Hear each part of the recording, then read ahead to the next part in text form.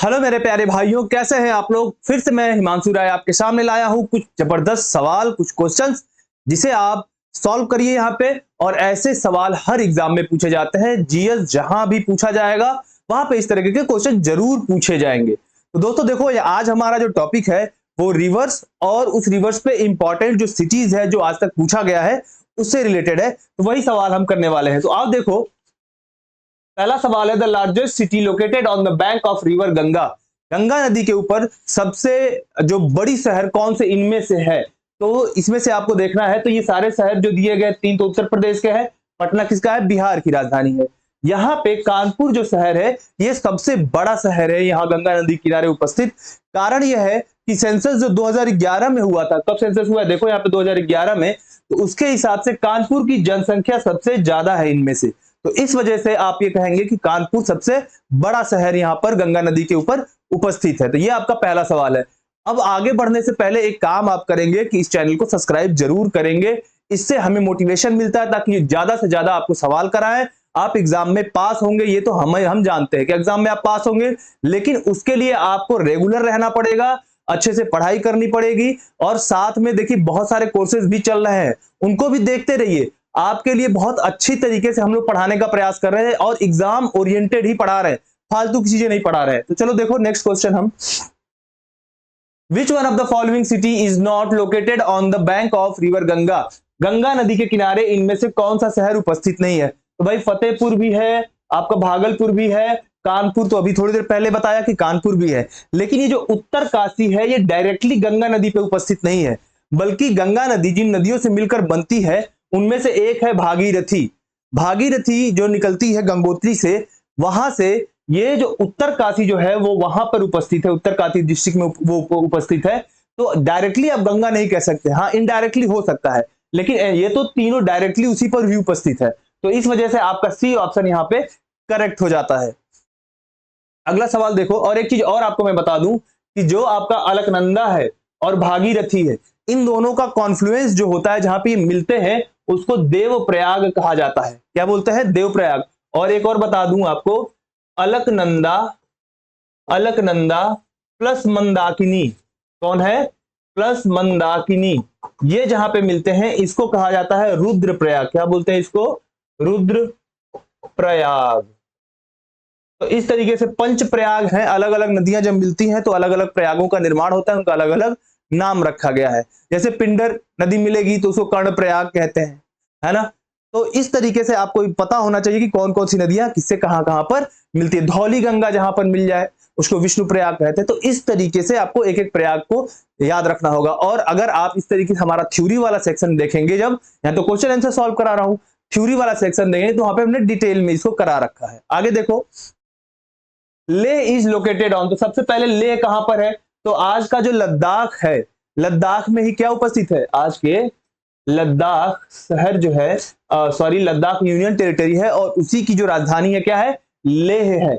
Jammu and Kashmir से अलग हो गया ना भाई, अब ये क्या हो चुका है, एक अलग यूनियन टेरिटरी हो चुका है। तो ये कहां किस नदी पे उपस्थित है, यहां देखो पहला है झेलम बताया जा रहा है, तो झेलम पर तो है ही नहीं भाई, ठीक है, झेलम पर तो है ही नहीं। हाँ इंडस पर है, लेकिन आपको यह भी पता होना चाहिए कि इंडस के किस डायरेक्शन में।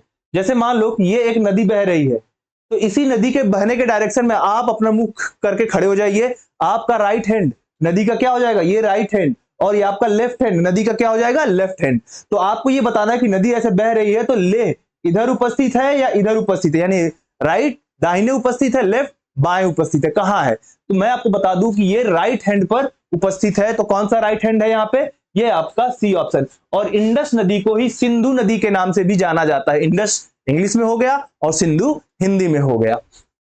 आओ आगे देखें, अगला सवाल आपका, which of the following is not correctly matched, कौन इसमें करेक्टली मैच्ड नहीं है। तो भाई गोरखपुर तो मैच है क्योंकि ये राप्ती नदी के किनारे पाया जाता है। जबलपुर नर्मदा नदी और सूरत ताप्ती नदी। लुधियाना है ये रावी नदी के किनारे उपस्थित नहीं है। रावी नदी जो है आपके कहां से निकलती है, तो रावी नदी रोहतांग पास है, एक रोहतांग पास, कहां पर है ये रोहतांग पास, तो ये हिमाचल प्रदेश में है, हिमाचल प्रदेश, हिमाचल प्रदेश यहां पर है, यहां से निकलती है रावी नदी। नर्मदा कहां से निकलती है, तो एक जगह है अमरकंटक, कौन सा कंटक? अमरकंटक।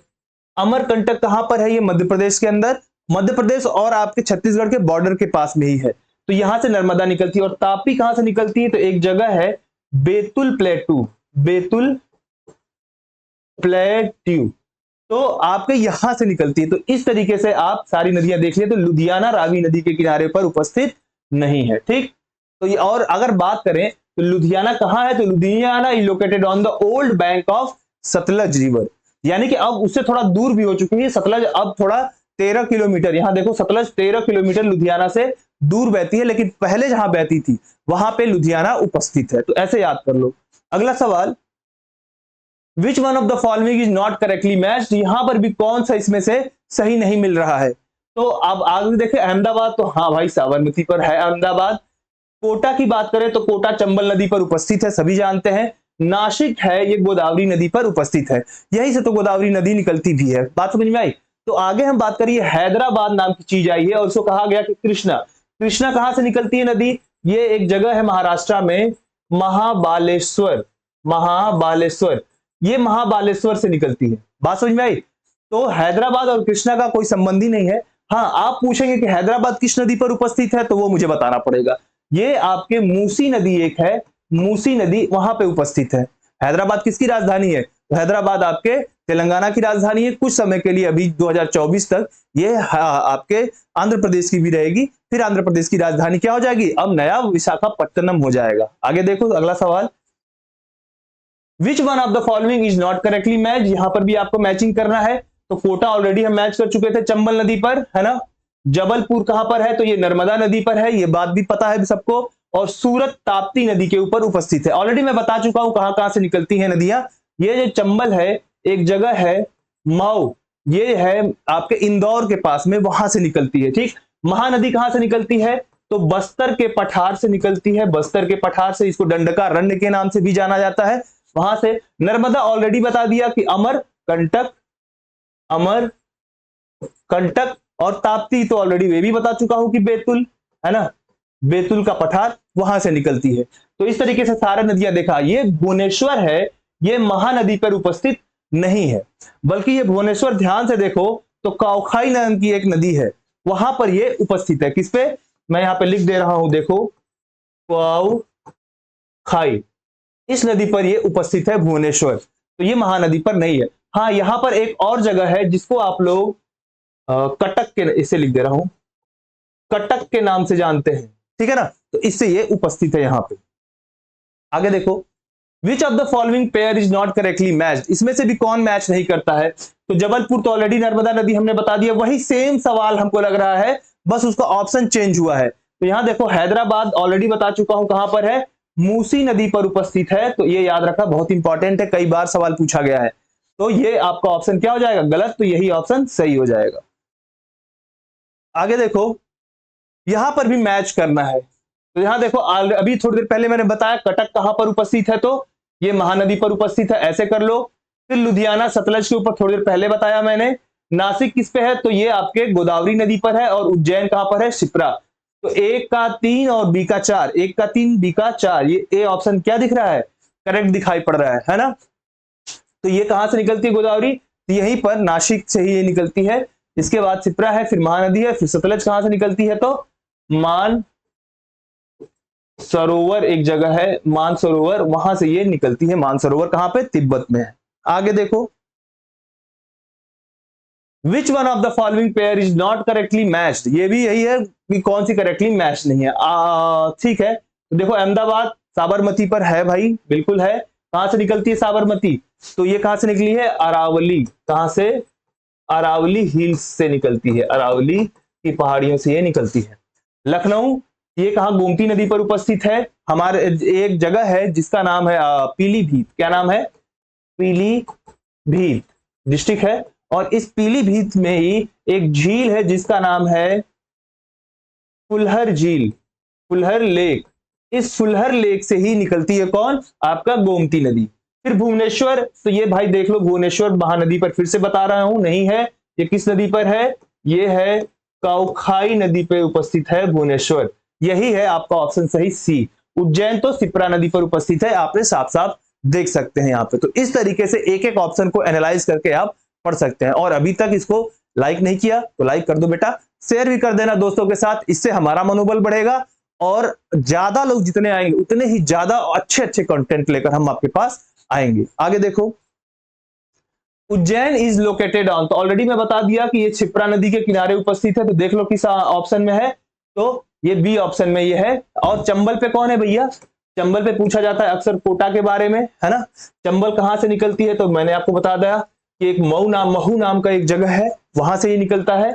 और आगे on the bank of Godavari नदी, यहाँ देखो गोदावरी है और यहाँ पे आपका नर्मदा है, तो ठीक गोदावरी नासिक से याद रखना, नासिक गोदावरी, और नर्मदा पे आप जबलपुर याद रखना, कौन सा शहर है, जबलपुर, ऐसे याद रखो। आगे सवाल देखते हैं, लिस्ट मैच करना है कौन सा सही है और कौन सा गलत है इसमें। तो यहाँ देखो, आपको जो सबसे पहले आता है सबसे पहले उसको मैच करने का हम प्रयास करते हैं, ठीक है ना। तो यहाँ पर जबलपुर नर्मदा आप जान गए थे, तो देखो सी का 2 हो गया, उज्जैन सिप्रा ये भी हम जान गए थे, है ना।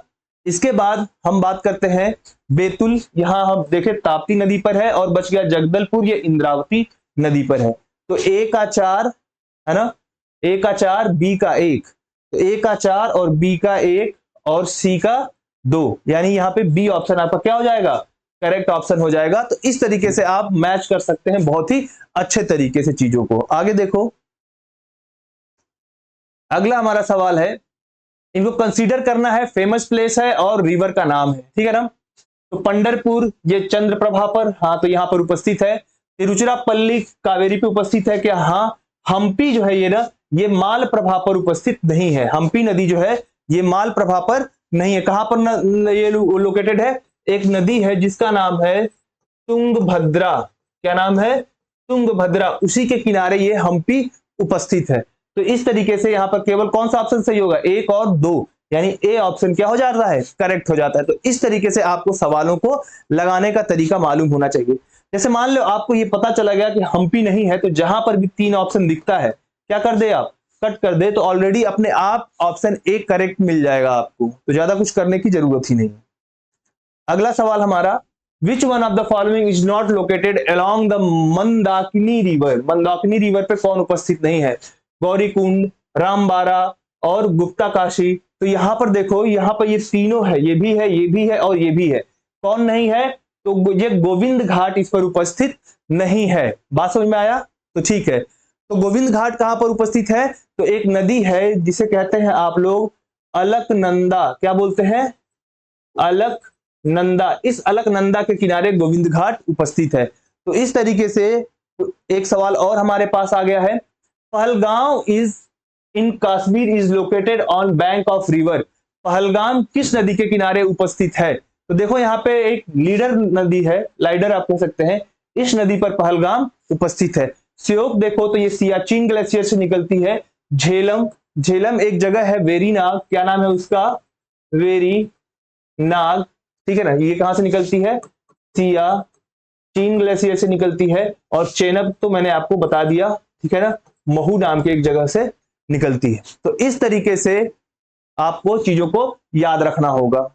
चलो बेटा, अब हमारे पास कल के लिए जो टॉपिक है वो है वाटरफॉल्स एंड लेक्स, यानी भारत के अंदर जो झरने पाए जाते हैं और जो झीलें हैं उनके बारे में। तो बेटा आप क्या करोगे, आप इसको लाइक शेयर और सब्सक्राइब कर लीजिए और दोस्तों के साथ शेयर करना बिल्कुल मत भूलिए। खुशियां बांटने से बढ़ती हैं, आप जानते हैं। तो चलिए खुशियों को बांटते हैं और ज्यादा से ज्यादा लोगों को साथ में जोड़ेंगे, ताकि सबसे ज्यादा यहां से सिलेक्शन दिला सके हम। जितना ही अच्छा आप लोग आएंगे, बराबर देखते रहेंगे, उतना ही अच्छा से अच्छा कंटेंट आपको मिलेगा, रेगुलर क्लासेस मिलेंगी। तो जुड़ना आपके लिए जरूरी बन जाता है और हमारे लिए पढ़ाना जरूरी बन जाता है। ठीक है दोस्तों, आज का हम इतना ही रखेंगे। जुड़ने के लिए आपका बहुत बहुत धन्यवाद। जय हिंद, जय भारत।